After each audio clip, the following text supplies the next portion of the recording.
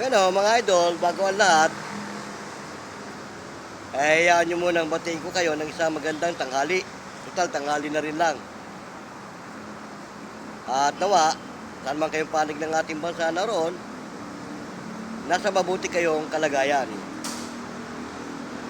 At syempre, bago ang lahat, huwag nyo naman kalimutang mag-subscribe at pumindot ng ating bell button para updated kayo sa ating mga video.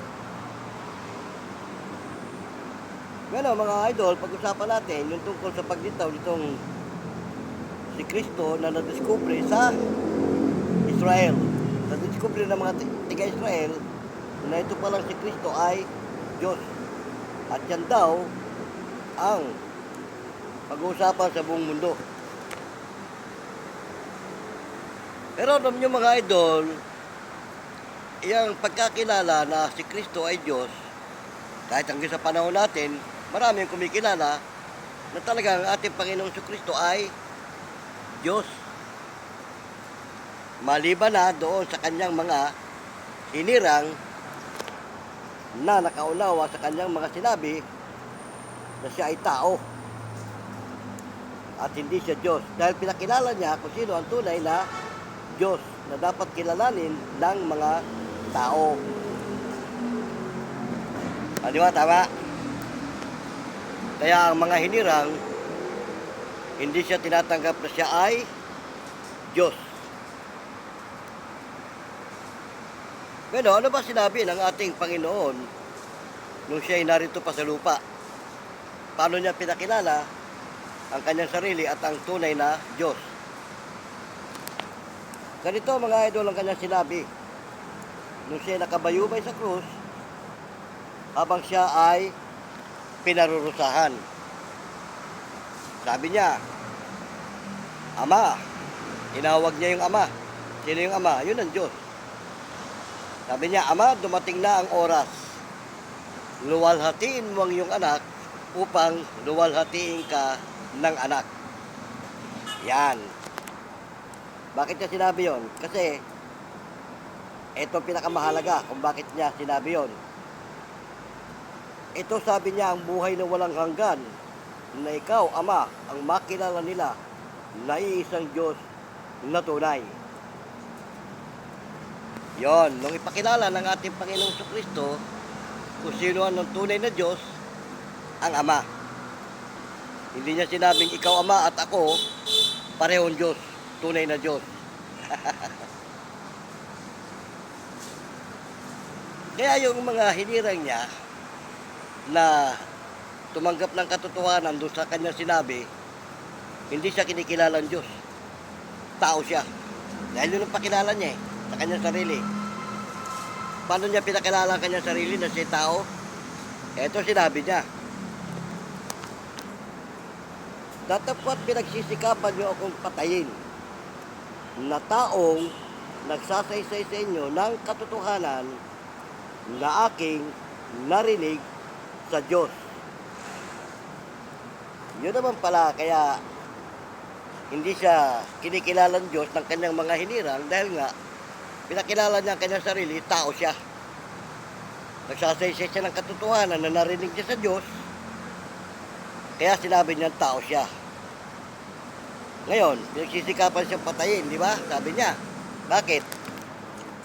Kasi nga, hindi matanggap ng mga tao na siya ay tao lang. Yung mga aral na tinuturo niya, hindi matanggap ng mga tao. Ang sabi niya na aking narinig sa Diyos, ang mga katotohanan daw. Ano na nga yung mga katotohanan? Isa na nga yun sa sinasabi niya na ikaw, Amang, makilala nila na isang tunay na Diyos. At siya ang iyong sinugo sa makatuwid bagay si Kristo. O ba't niya sinugo si Kristo? Para ipakilala nga ang tunay na Diyos. Di ba? Ano pa ang katunayan na hindi nga Diyos ang ating Panginoong Kristo? Nung magbigay ng patotoo ang mga apostol, anong sabi? Ganito sinabi ng mga apostol. Sabi niya, may isang Diyos at may isang tagapamagitan sa Diyos at sa mga tao, ang taong si Kristo Jesus.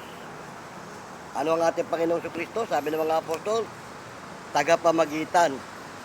Tao siya. Sabi nga, may isang Diyos at may isang tagapamagitan. Sa Diyos at sa mga tao. Sino yun? Ang taong si Kristo Jesus. Sabi ng mga apostol. Ngayon, yung mga hinirang niya na nakaunawa sa ganon, kinikilala ba siyang Diyos? Hindi nga eh. Ang pagkakilala sa kanya, tao talaga siya.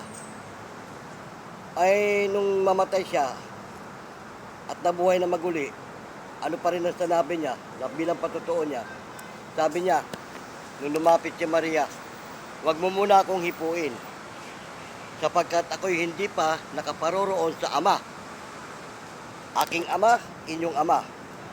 Aking Diyos, inyong Diyos. Di ba? Tinuro niya, sabihin mo ito sa aking mga kapatid. Tinuro niya ang Ama. Sabi niya, aking Ama, inyong Ama. Aking Diyos, inyong Diyos. Yun, di ba? Yan ang mga binanggit niya salita na pinatotohanan naman ng mga apostol. Bakit hindi niya inaangkin na siya ay Diyos? Nakapareho siya ng Diyos. Etong dahilan. Sabi nga, kasi ang Diyos walang kamatayan. Ang sabi, sa haring walang hanggan, walang kamatayan, di nakikita sa isang Diyos na tunay. Di ba? Ang sabi, sa haring walang hanggan, walang kamatayan. At ito'y hindi nakikita sa Diyos na tunay. Ngayon, ang ating Panginoon Jesucristo, ano nangyari? Sabi nga, pagkatanggap nga ni Jesus ng suka, iniyukayok ang kanyang ulo at nalagot ang kanyang hininga. Pag nalagot ang hininga, patay o buhay? Patay. Nalagot nga hininga eh. Yung pala ang dahilan kung ba't ayaw niya ipakilala ang kanyang sarili na siya ay Diyos. Bakit? Namatay siya eh. Mamamatay siya, alam niya yun eh. Kaya nga nung dumating na yung oras na huhulihin siya, alam niya. Sabi niya, Ama, ilayo mo sa akin ang sarong ito. Datapwat, wag ang kalooban kong masunod, kundi ang kalooban mo. Di ba? Alam niya. Nahuhulihin siya at papatayin siya. Kaya sabi nga niya, ilayo mo sa akin ang sarong ito. Pero ano sabi niya, wag ang kalooban kong masunod, kalooban mo. Yun, ang turo ng tunay na Kristo. Hindi niya minsan pinakilala ang kanyang sarili na siya ay Diyos. Di ba? Ay bakit hindi mapag-unawa ito ng mga ayaw tumanggap na siya ay tao, na tinatanggap na siya ay Diyos? Sabi nga ni Kristo, bakit hindi niyo mapag-unawa ang aking mga sinasabi? Sapagkat, sabi niya, kayo'y sa inyong amang dyablo. At ang gusto ng inyong amang dyablo ang siya niyong sinusunod. Wala sa kanya ang katotohanan. Isa siyang sinungaling. Di ba? Yun, mga binitawan ng ating Panginoong Jesucristo na salita. Kaya yung kanyang mga tunay na hinirang, hindi siya kinikilala ng Diyos. Pero sa panahon natin ngayon, kung lilitaw man ang Antikristo, kasi lilitaw ang Antikristo, magpapakilala siya ang Diyos eh. Sa panahon natin ngayon, hindi pa man lumilitaw ang Antikristo, marami nang kumikilala na si Kristo ay Diyos. Kaya pag litaw ng Antikristo, hindi na mahihirapan yon na kumbinsihin yung mga tao na naniniwalang si Kristo ay Diyos. Matik na yon. Ang kukumbinsihin na lang niya yung mga hindi naniniwala na si Kristo ay Diyos. At yun ang mga pagdating ng panahon mapapahamak. Bakit? Tatanggap ng tatak yun sa noo. Ang pagparito ng Antikristo, pagtatatak yan, sinasabi nga, mark of the beast.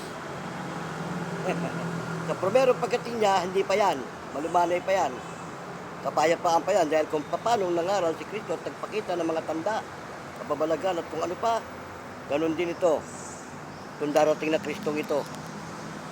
Magpapakita ng mga tanda, mga himala, at ililigaw ang marami. Di ba? Kaya wala pa muna yung kaguluhan. Pero pag dumating ang takdang panahon, na napaniwala niya mga tao, doon na, tatak sa noo. Ngayon, pagka nagkaroon ng tatakan sa noo, tatatuan ka na eh. 666 eh. Doon na mag-umpisa ang kaguluhan. Ang sabi nga, magkakagulo. Oo.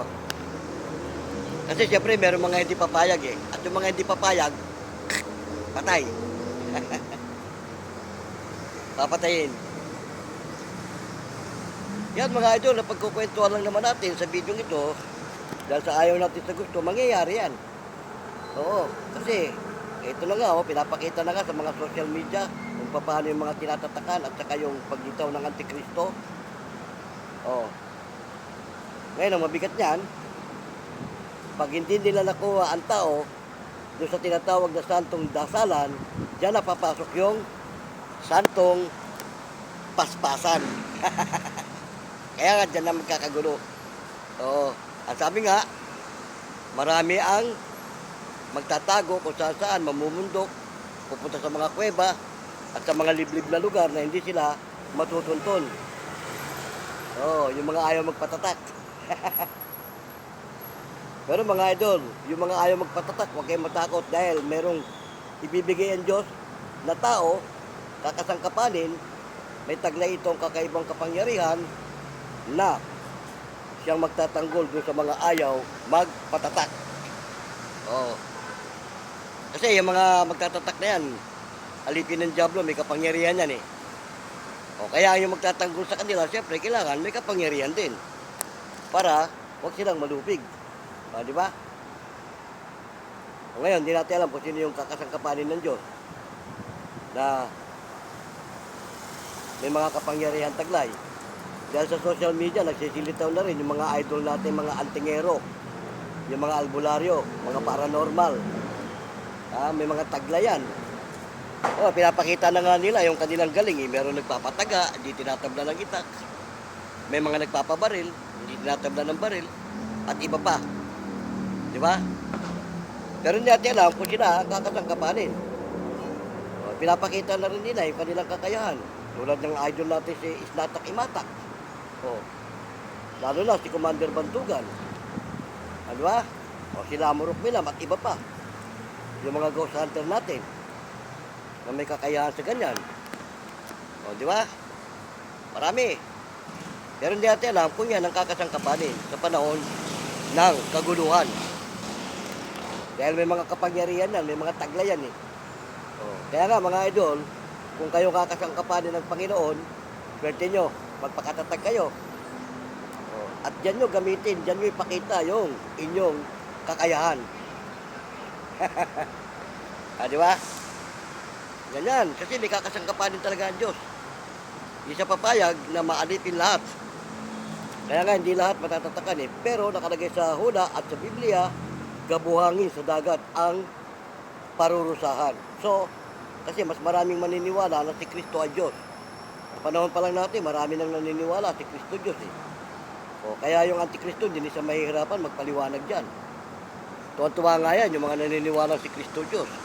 Sasabi, sabi sa inyo, si Kristo Diyos eh. O, di ba? Pero yung mga tunay na hinirang, hindi madadala. Hindi matatangay niya mga paniniwalang ganyan. Kasi sinabi na nga niya eh, pinagpauna na niya, ingatan yung magulumihanan sapagkat darating ang anak ng kapahamakan. O, di ba? Yan yun, Antikristo. Ililigaw ang marami. Kasi kung may anak ng ating Panginoon Diyos, yun nga ang ating Panginoon sa Kristo, may anak din ng Diablo. Ito nga, yung Antikristo. Anak ng kapahamakan. O, di ba? Ganun lang kasimple mga idol. Kaya yan, napagkukwentuhan lang natin dahil nga, dito sa nakikita natin na papanood sa social media na lumulutang at lumilitaw. Sa ayaw natin sa gusto mga idol, mangyayari yan eh. Nakakatakot nga yan eh. Kala nyo, biro yan. At kung paano ginamit ng Diablo yung panahon ng pandemic para malukob nila ang buong sanlibutan o ang buong mundo. Ganyan din marahil ang gagamitin nila. Di ba, noong panahon ng pandemic, nagsample na sila kung paano nila pasusukuin at pasusunurin ang mga tao. Pandemic pa lang yon, tungkol sa sakit. Hindi pa yun sa pagtatatak. O, sino ginamit noong panahon ng pandemic? Nakasangkapan para mapasunod ng mga tao. O, di ba?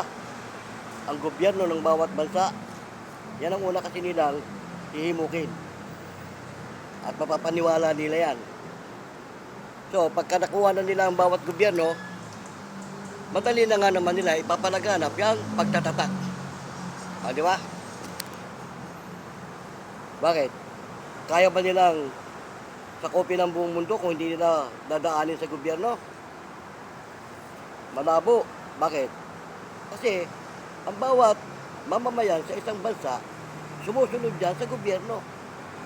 Kung anong batas na ipinatutupad, yun ang susundin yan. Dahil hindi mo naman pwedeng kalabanin ng gobyerno. Di ba? Pero mangyayari yan. Kapangyarihan ng dyablo at ang kapangyarihan ng gobyerno. Laban sa kapangyarihan ng ating Panginoong Kristo at sa kapangyarihan ng ating Panginoong Diyos. Kaya nga, may gagamitin ng Diyos na pagkakalooban niya ng kapangyarihan na siyang tutulong sa mga ayaw magpatatak. Yan mga idol, pagkukwentuhan lang naman natin dahil nga sa ayaw natin sa gusto, mangyayari yan. Oo. Nagsample na sila nung panahon ng pandemic, ginamit ang pamahalaan. Di ba? Sa panahon yan, paglitaw niyan, antikristong yan, kaya sabi, pag-uusapan daw sa buong mundo Oo. Hindi natin malaman kung ano magiging pangunahing gagamitin nilang panimula. Di ba? Dahil nung nakaraan, nagbigay sila ng sample, ang ginamit nilang panimula para masakop ang buong mundo, yung pandemic. Ito mo, malaking kalukuhan, trangkaso lang pala, yung COVID na yan. Di ba? Kung paano nila nalukob ang buong mundo sa pamamagitan ng pandemic, ganyan ang gagawin nila. Pero kung paano silang nabigo noon, muli silang mabibigo. Dahil sa kasukdulan, bababa ang ating Panginoong Kristo upang lupigin ang lahat ng taong masama. Kasama na dyan yung Antikristo. Diba? Bababa siya, kasabay niya, apoy. At yung mga nangamatay sa kanya, bubuhayin ng maguli yun, sasalubong sa kanya yun sa alapaap. Yun ang mga maswerte, mapalad, na sasalubong sa kanya.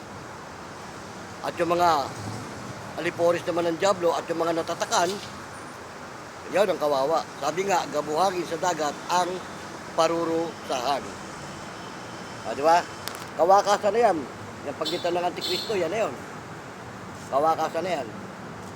Kasi hindi naman magtatagal yan Wawakasan nga Panimula lang yan. Kaya sabi ni Kristo, ingatan yung magulumihanan.